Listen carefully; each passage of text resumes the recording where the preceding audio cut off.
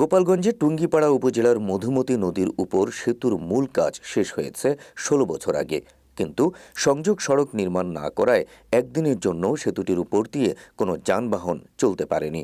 বাধ্য হয়ে স্থানীয়রা সেতুটির একপাশে প্রায় ৩০ ফুট উঁচু বাঁশের মই লাগিয়ে দিয়েছেন। জীবনের ঝুঁকি নিয়ে এ খাড়া মই বেয়ে লোকজনকে সকাল থেকে রাত পর্যন্ত নদী পারাপার হতে হচ্ছে। স্থানীয়দের অভিযোগ, নির্ধারিত স্থানের পরিবর্তে অপরিকল্পিতভাবে ধান ক্ষেতের পাশে সেতুটি নির্মাণ করা হয়।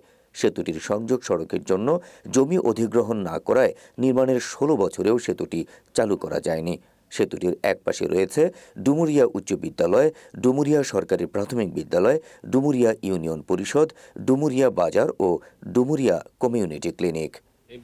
এখানে এই যায় আসে এইভাবে প্রশাসন তো আগে তো টিওনো বা ডিসি সাহেব মনে হয় একবার আসছিল, আসার পরে এই কাজ তো দেখি এই কিছু শুরু হলো।